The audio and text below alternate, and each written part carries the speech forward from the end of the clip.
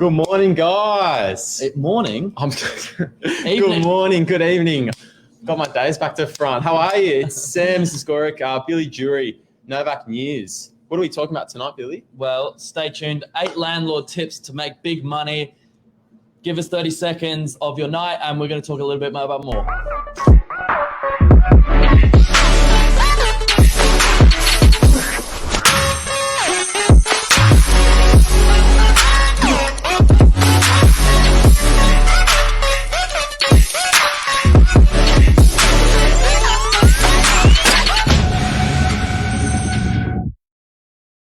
How are we, Sam?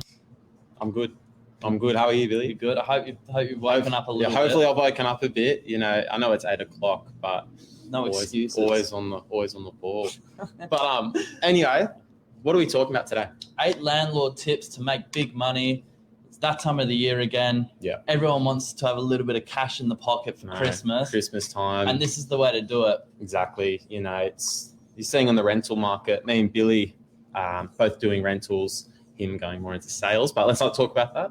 But no, we're seeing an increase in the market, you know, seeing more activity, and now is the perfect time as landlords to get that advice in before the new year and to get that extra bit of cash in. That's it. So the biggest mistake we see landlords make, and where most money is lost during or whilst having an investment property, is the relet stage of the year. Now, at the end of your 12-month tenancy, 6-month tenancy, or when that long-term tenant has moved out, the property's got to go back on the market for rent. And often we get 2 to 3 weeks notice before the tenant moves out with their intention to vacate.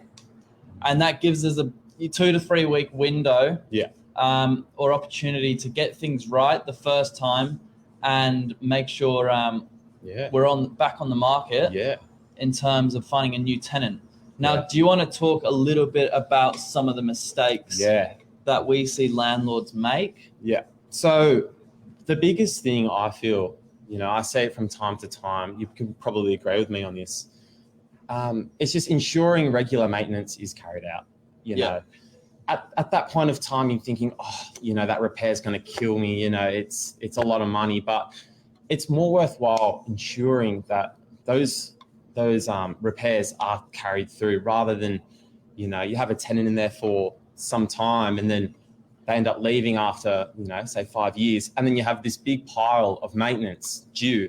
And you're looking at it and it's just unneeded stress, you know, all the little things that haven't been picked up prior hand, you know, it's a tally. We have properties that we manage day in, day out, and you get tenancies and they've been in there since 2010.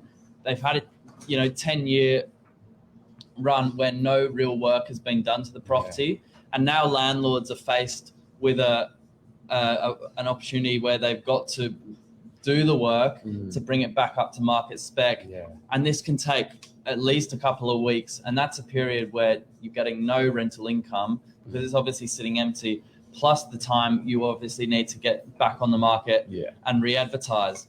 Yeah, so 100%. And it also, you know, your tenant as well becomes satisfied with, you know, regular maintenance. Regular maintenance. Regular maintenance. We're talking about regular maintenance, Mark. Hey, gents. Stefan. Hey. This is the regular maintenance. Regular maintenance. Hey, Steve, what's a landlord tip that you would give to make big money? One tip. I think a common mistake I see a lot of landlords do is they hold out to try to make an extra $5 or $10 a week on rent, and you miss 3 weeks rent, you're going to be $1,500 short. Yeah. You know, maybe $2,000. That's equivalent to $20, $30 a week's rent increase. So just be smart when you're putting the rents up. Don't hold out for $5. If the boys tell you it's on the market, it's on the market. Amen. You've been told by Steve Woodlow. And by me, quick tip, I would say leverage your money. So if you have a property that you've paid off, we've got a lot of landlords that have properties, believe it or not, over 10, 20, 30 years, they've paid it off, leverage it again and get that money working for you. So don't let it, I know it's got rent coming in and I know it's going up in value, but you can get that property to buy another property, a little fella for you. Amen. Thanks, Mark. Good night. But yeah, before we finish up on this last point, it's just so important to invest regularly, consistently, before you come to the end of the tenancy and you've got to do it all in one hit. Exactly. And as I was saying before I was interrupted by the special guests, it does make the tenant does become more satisfied living in the property, having those maintenance works carried out. Well, that's it. It is worthwhile getting it done. Because sometimes tenants, and we were talking a little bit about this off air, will find ways to nitpick at things. And we see it even more when you send a $10 rent increase just because everything's going up. Your strata levies are going up, water, council. And so the owner gives instructions to put a $10 rent increase, but at the same time, they haven't invested any money into repairs for the duration of a long tenancy. And you can see this sort of only comes and bites them in the arse a little bit. Exactly. At the end. So that's a big one. Yeah. Regular investment where needed makes a big difference. Relet times reduced. Yeah, most definitely. Another important point I want to touch on is just the importance of those vacant dates, ensuring you have a tenant to fill in those gaps so you aren't losing any money in the relet process. At times it can be quite stressful. Your tenant's given their 3 weeks notice and, that 3 weeks passes and then now you don't have a tenant in the property. Things are starting to come down. You don't have that investment coming in, supporting yourself, supporting your mortgage or whatever it may be. But it's just important that you have someone in there, that someone is in the property at the time. So you're getting that flow. Well, we often get landlords asking us, do we wait until the tenant's moved out so the property looks a little bit more presentable? Or, is it better or the tenant's furniture doesn't look great? Do we wait before we do photographs? The main thing you've got to be aware of, once the property is empty, no rent's coming in, it's really expensive to keep it that way. A good agent should be acting straight away as soon as that vacate notice comes in for the outgoing tenant. Property goes back up, open for inspection times, are listed online, and you're getting groups through straight away. You can worry about the way the property looks 2 to 3 weeks down the line. If you need to play with the marketing, if you need to play with the way the property's looking online at that point. That also segues to our next point. We're also going to touch on realestate.com versus domain. I speak to a lot of landlords daily, and we do a lot of relets throughout the week, throughout the month, throughout the year, I should say. And they don't know if they should put their property on realestate.com or just leave it on domain, And recently we're seeing an increase. I believe it's 2 to 1 at the moment with people viewing realestate.com over domain. It's surprising to see that increase in the Northern Beaches, I should say. But I say to landlords, it is worth it at the end of the day. You are trying to get your property leased. These are the tips that, we provide to you. It's up to you if you want to do it, whether or not, but I highly suggest, paying that fee and ensuring your property is advertised correctly. Yeah, so for those that don't know, realestate.com does come at a cost of $239. Now, that's been negotiated down through Novak working closely with realestate.com. We're dealing in such high volumes, 50 properties a month we're leasing. So that's heavily discounted already.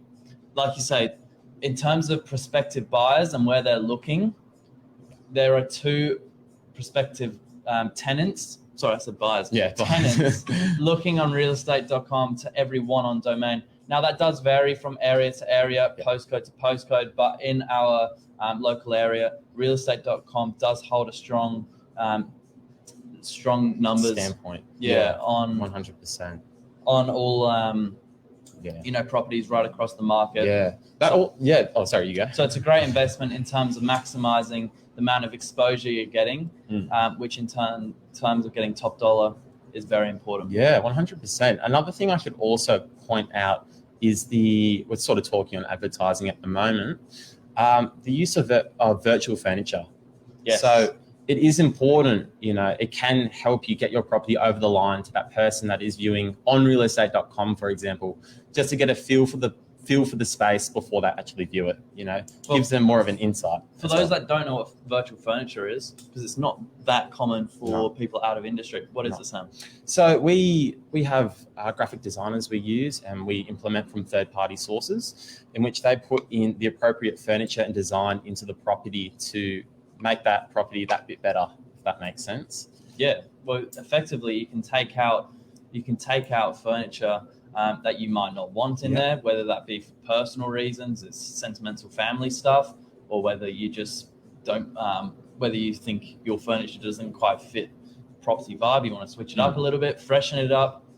You can effectively put virtual furniture into the property and recycle these photos. Floor plans are another good one to give spatial awareness, and it keeps it looking fresh. 100%. It is important. I do say it from time to time, the use of having a floor plan. The amount of times I'm at opens and people are asking for specific measurements and all that jazz, it's quite crazy. Landlords don't understand the importance of having that floor plan. And it's really cheap. Yeah.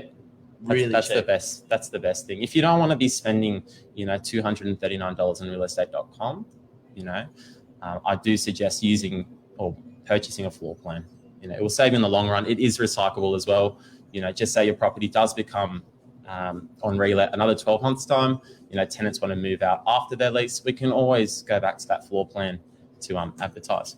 That's it. These things are really small, tiny investments, but in the long run do make huge amounts of difference, because for the price of $200 you can get yourself the apartment or house virtually furnished with a floor plan, which is super attractive to all prospective tenants looking. Exactly. It gives it that extra bit of oomph, when people are looking, it's better seeing a floor plan in an advertisement than not seeing one, because it is important getting those measurements, and whether it's you're competing in a market where there are plenty of properties on the market for lease, and to ultimately stand out. And if you're asking for a premium rent, then you've got to be engaging with your prospective tenants. Yeah, I think it is also important. A good agent will also enforce the use of sorry, I'm getting caught on my words. It's important that they are doing those inspections on Wednesday and Saturday, as well. From time to time, since you are using a third-party agency, we do know the legislation, in regards to when inspections can be, the appropriate notice as well, ensuring that we are doing the best we can to relet that property, essentially. That's it. Yeah. Well, that's the most of it, guys. We've been a little bit all over the place tonight with our 8 points, but the big ones and the main focus of tonight's topic was to talk to you about the relet process, making sure it's done properly when needed. It doesn't happen too often for most landlords. I think average sort of tenancy period for most of our properties is 24 to 48. 12 to 48 months. Yeah. However, they do come up. Yeah. And your agent should not be waiting around when that notice period's given, making sure everything's acted on pretty quickly. Exactly. And just ensuring that everything's done appropriately in the space of time given. Ensuring when that notice is given, that agent is acting accordingly. Ensuring if there is maintenance, it does get done before new tenants move in. That's a big one, actually. I notice from time to time with some other properties. Yeah. They don't pick up on slight note on maintenance. And leave it. Yeah, they leave it. And that sort of segues back into what we were talking about earlier. Yeah. Ensuring maintenance is carried out throughout the years, not just leaving it all for one go just to pile up. Well, that's it. Anything else, Billy? I think that's it. So thanks for watching, guys. Have a great evening, and see you next Monday. Cheers.